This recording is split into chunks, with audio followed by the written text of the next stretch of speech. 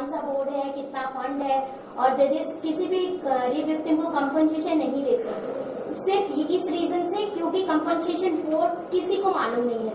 तो अगर आपके पास वो बोर्ड का नाम है या कुछ है तो प्लीज हमें अवेयर करें ताकि हम अपने क्लाइंट्स को।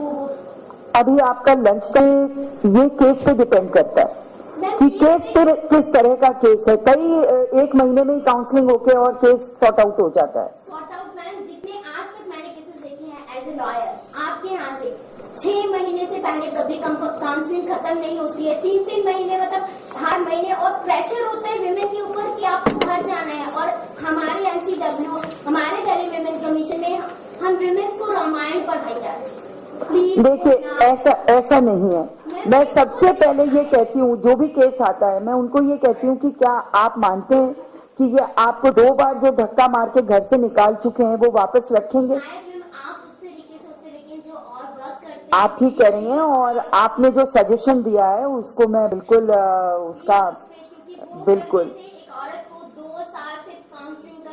बिल्कुल आप ठीक कह रहे हैं। हमारे पास ऐसे केसेस भी बहुत आते हैं जो ऑलरेडी सब जुडिस होते हैं।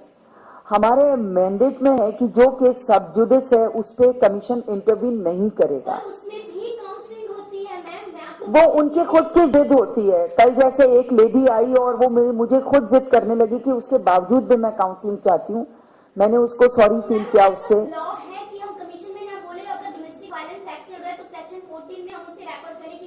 कोर्ट में काउंसलिंग करते हैं क्योंकि एक आदमी जो कोर्ट से नहीं डर रहा है वो कमीशन से कैसे डर सकता है? अगर हम बिल्कुल आप ठीक कह रही हैं। बहुत ज्यादा देखिए हम उनको समझा ही सकते हैं, हम उनके ऊपर कोई वो नहीं कर सकते, कोई केस हम नहीं कर सकते। हम बना देंगे कि नहीं ये केस यहाँ चल रहा है और आपको काउंसलिंग भी चाहिए तो लॉ के अंदर वो प्रोविजन है तो जाए, तो शायद बिल्कुल आप ठीक कह रही हैं। हम उन्हें बहुत समझाते हैं लेकिन कई इतनी जिद्दी टाइप भी आती हैं कि वो हमारी बात को नहीं सुनना पसंद करती हैं। आप बिल्कुल ठीक कह रही हैं, आप बिल्कुल ठीक कह रही हैं। मैं खुद चाहती हूँ कि उनको गुमराह ना किया जाए और जितनी जल्दी उनको जस्टिस मिले वो बहुत ज्यादा जरूरी है, क्योंकि एक लेडी के लिए बड़ा मुश्किल होता है 3 साल 4 साल अकेले जिंदगी काटना, और हम जानते हैं कि उनको कितनी प्रॉब्लम्स उसमें फेस करनी पड़ती है। तो मैं जो भी केस आता है उनको बिल्कुल सही एडवाइस करती हूँ। अब ठीक है कभी कभी काउंसलर या कुछ और एडवाइस कर दे वो बात और है, बाकी जो मेरे पास डायरेक्ट आते हैं उनको मैं कभी भी गुमराह करने की कोशिश नहीं करती हूँ। और आपने जो सजेस्ट किया है उसको हम और ज्यादा ध्यान में रखें। इन्फॉर्मेशन हमें चाहिए कि दिल्ली में कितने, क्योंकि वो आप ही दे सकते हैं, वो ना तो हमें नेट पे अवेलेबल है ना हमें आरटीआई के थ्रू मिला है कि किन किन ऑर्गेनाइजेशन को डोमेस्टिक वायलेंस एक्ट के अंदर हमने सर्विस प्रोवाइडर बनाया और हमारे शेल्टर होम क्या है। क्योंकि अगर हम शेल्टर होम की बात करते हैं तो हमें नारी निकेतन या निर्मल छाया भेजा जाता है जो हम नहीं जाना चाहते। नहीं, बहुत शेल्टर होम्स बहुत हैं और उसकी जानकारी नहीं है हमारे पास, और जजेस, इवन जजेस के पास नहीं है कि कहाँ पे शेल्टर है, प्रोटेक्शन ऑफिसर के पास नहीं है, तो एक औरत को सही शेल्टर होम भी नहीं मिलता है। तो अगर वो इन्फॉर्मेशन भी आप जाने से पहले हमें प्रोवाइड करेंगे तो हम सकते हैं। मैं बिल्कुल, अभी आपका कितनी बजे तक चलेगी? 2 o'clock। मैं उसके पहले आपके पास इन्फॉर्मेशन भेज। मैम हो रहा है, is it possible that like now let's say a person approaches the National Commission or some other counseling center, वहां से एक कॉन्फिडेंशियल रिपोर्ट बन जाए कि इस काउंसलिंग में ये सब हुआ, and that gets transferred to the next person, like if it's the court it goes to the court, तो the court the counsellor already knows okay this is the process they have already gone through. देखिए मैं इसमें ये कहना चाहूंगी कि उसी की करते हैं जिसका केस कोर्ट में सब जुडिस नहीं होता है, तो इसलिए हम कोर्ट को नहीं भेज सकते। हम क्यों भेजेंगे? हम उसका जब काउंसलिंग करते ही नहीं है जो ऑलरेडी सब जुडिस है, हाँ, तो हम कहाँ से भेजेंगे उसको? हाँ, नो, बिकॉज कुछ लोग होते हैं कि जो डायरेक्ट पहले कमीशन में आ जाते हैं फॉर लाइक बिकॉज ऑलवेज नहीं, कमीशन में जो भी केस कंप्लेंट होता है, हाँ, उसको हम पहले पूछ लेते हैं कि अगर आपका केस सब जुडिस है तो सॉरी हम आपका केस नहीं कर पाएंगे। तो इसलिए काउंसलिंग की रिपोर्ट कोर्ट को तो भेजने का सवाल ही नहीं उठता। Ma'am actually feel that women's commission से उनको काफी कुछ सपोर्ट मिल सकता है। सो वेरी ऑफन जब भी like even when they approach us specially in places like Kerala, they say ma'am we want to go to the commission, so we say okay हाँ ठीक है आप जाओ, they will call the person and things like that. तो वहां पे एक I would say it's counselling, it's more of a process of mediation which happens between the parties. Now उसके बाद वहां काम नहीं होता तो then they would like maybe go to the court for immediate जो रिलीफ होता है मेंटेनेंस या जो लीगल राइट एनफोर्स करने के लिए।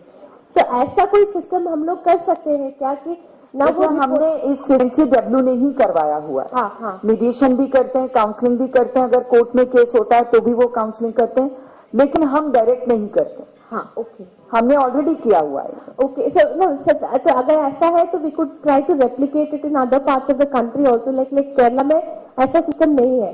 तो आप ये चाहती हैं कि कमीशन उनको सजेस्ट कर? ठीक है। Thank you, ma'am. Good idea. Ma'am, I'm a lawyer for the law. I've been practicing for 20 years. बहुत सारे कानून already is there available in the country, but unfortunately ये सब होते हुए भी आज जो हमारा हाल है वो हमारे सामने है। What we need to change, I agree with everybody, is that we need to change the mindset. Now हमारे देश में the media and Bollywood plays a huge role in determining the mindset of the people. जिस देश में आज तक आते हुए today morning in the FM जिस देश में गाना बजता है कि मैं टंगरी कबाब हूं और मुझे खा जा अल्कोहल से, what censor board is in place and what are we doing to, may I just finish the question, ma'am? First of all, what is the censor board doing in this country if this kind of songs is playing in every FM today? Secondly, Times of India was the paper which named Nirbhaya. But if every morning you open Times of India, I'm not talking about the other papers, I think they're all equally to blame, you will see at least 2-3 pages filled up with vulgar pictures of women which has no news content. Now, do they need to commodify women to sell newspapers? And if they're doing so, we as women, what are we doing about it? Why are we allowing ourselves to be portrayed like this? Thank you, ma'am. और मैं जब commission में आई 2011 अगस्त, उसके बाद मैंने अक्टूबर में ही IND ministry को letter लिखा और एक बहुत वल्गर एड जो था फ्रंट पेज पे इंग्लिश न्यूज़पेपर का, वो मैंने साथ में उसका फोटो सेट करके भेजा, लेकिन कोई भी मिनिस्ट्री इस पे ध्यान नहीं दे रही। और आप बिल्कुल सही कह रही हैं कि अगर मीडिया एंड बॉलीवुड दोनों पे थोड़ा सा कहीं कंट्रोल हो, क्योंकि मैं देखती हूँ कि डीओ का एड है और विमेन को दिखने में दिखा रहे हैं, कोई यूजलेस सेंसलेस, उससे कोई फर्क नहीं पड़ता। लेकिन जो लोग रोज उसको पढ़ते हैं, जब आप रोज टीचर रोज डंडा मार मार के और जब बच्चे को सिखाता है, उसी तरह का ये है कि जिस तरह के सीरियल्स मीडिया में आ रहे हैं, टीवी सीरियल्स आ रहे हैं, जिस तरह की फिल्म्स बन रही हैं, और हमने जो अभी आपने एक गाने का नाम लिया, हमने वो फेविकॉल वाला जो गाना है उसके प्रोड्यूसर को नोटिस भी दिया है। हमने बॉम्बे में वो जो प्रोड्यूसर है उनको नोटिस दिया कि इस तरह के सॉन्ग्स जो आपने दिए इसके लिए हमने उनको समन किया है। तो आप बिल्कुल सही कह रही हैं, लेकिन जो मैंने अभी बोला कि इन इश्यूज पे हमारा सबका कंट्रीब्यूशन यूनाइटेड एफर्ट के बाद ही हो पाएगा, कि हम सब मिलकर, आज आपने बात कही है, अगर यहाँ जितने लोग बैठे हैं रोज एक चिट्ठी अगर IND मिनिस्ट्री को जाएगी तो शायद कहीं ना कहीं माइंड में उनके क्लिक करेगा कि हाँ ये बात सही है। और जब तक हम यूनाइटेड एफर्ट्स नहीं करेंगे, मैं नहीं सोचती, क्योंकि ये सब बातें मंच पे और डायस पे तो हो जाती हैं, लेकिन इसके बाद जाके इन पे एक्शन नहीं होता, ये बहुत ज्यादा जरूरी है। मैं तो जब मिलती हूँ या मैंने कई बार चिट्ठियां लिखी हैं कि इन सीरियल्स पे रोक लगाई जाए। आप देखिए हमारे कल्चर में ये जो एक्स्ट्रा मैरिटल अफेयर्स जो दिखा रहे हैं लगातार हर सीरियल में, मेरे ख्याल से 90% सीरियल्स जो हैं वो इसी में, जिस तरह के एड्स आ रहे हैं, इतने गंदे एड्स हैं, और आप सही कह रही हैं 3 पेज तो इसी से भरे हुए हैं कि किस तरह से सिल्वर प्लेटर पे रख के एक वुमेन को सर्व किया जा रहा है। बिल्कुल सही है। तो मैं सोचती हूँ कि इस पे रोक लगे, इसके लिए हमें सबको एफर्ट करना चाहिए। और आप कमीशन की तरफ से मोस्ट वेलकम, जितने भी एडवोकेट्स यहाँ बोले उनके सजेशंस भी बहुत अच्छे हैं, और आप जरूर कमीशन में आए। मैं आपकी जितनी भी बातें उनको मैं आपके सामने ही लेटर बना के फिर दोबारा भेजने की पूरी कोशिश करूंगी। I will add to that, there was a debate after all this incident also, where they said, some of the members from there, they said that if a woman wants to show her body, it's her right.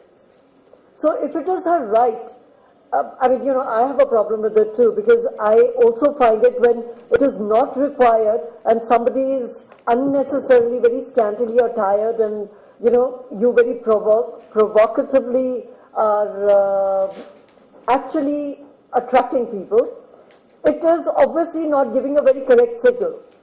Because that is what some people who take them as role models will take it on also. But then, people felt that it is their right. So if it is their right and they want to do it, how do you stop it? One can only just keep, it should be a collective effort. We should all join in together and make it alone. I think the NCW won't be able to do it. One person or two people can't do it. Good morning. I understood what you said, but I had a concern or a question. You said the working women, they are a reason for not this next generation being brought up properly. I come from a family, and not only me, I wouldn't quote myself as an example. I'm sure there are a lot of girls, women in this room who comes from family where their mother had been working. Do you think that's a cause? Actually आपका question बहुत अच्छा है. मैं इस पे थोड़ा सा वक्त आया, न्यूक्लियर फैमिलीज का आ गया, ये आप भी देख रही हैं. पहले जॉइंट फैमिलीज हुआ करती थी, उनमें दादी, नानी, बुआ सब लोग मिलके बच्चे को, जब वर्किंग वुमेन होती भी थी और मदर अगर वर्क के लिए चली भी जाती थी, तो उनका जो ग्रोइंग होती थी वो एक डिफरेंट वे था. आज हमारे बच्चे आया पे चलते हैं. ये आप मानती हैं कि नहीं मानती? I didn't finish my question. Why the mother only? We still do not accept a single mother in our society. Then how can we put the blame only on the mother's shoulder? Don't you think some onus should go to the father also? Because now we marry a girl not only by her looks, by her education, and how much she's drawing as a salary. Then we can take pride in that. Why can't we take pride in being a good father also? You are right. You are right. जो एक वक्त आया है, इसमें मैं देखती हूँ कि एक छोटी सी फैमिली भी अगर चाहे कि वो 50,000 में अपना काम चला लेगी तो नहीं चल पाता. इसलिए वो सोचता है कि वर्किंग वाइफ आए और दोनों मिलके जब काम करेंगे तो बच्चे की एजुकेशन भी अच्छी हो जाएगी, हम इंडिपेंडेंट भी होंगे, हमें किसी के आगे हाथ फैलाने की जरूरत भी नहीं पड़ेगी. लेकिन आपका ये कहना बिल्कुल ठीक है कि फादर भी उसके लिए जिम्मेदार है कि किस तरह से हम अपना कल्चर, हमारे ट्रेडिशंस हम बच्चों में डालें. तो मेरा ये मतलब नहीं है कि सिर्फ अकेली विमेन ही रिस्पॉन्सिबल है. रिस्पॉन्सिबल पूरी फैमिली होती है. तो अब फैमिली में ज्यादातर हो गए हैं father and mother, nuclear families की वजह से. जॉइंट फैमिलीज थी तो सबकी एक जिम्मेदारी होती थी, चाचा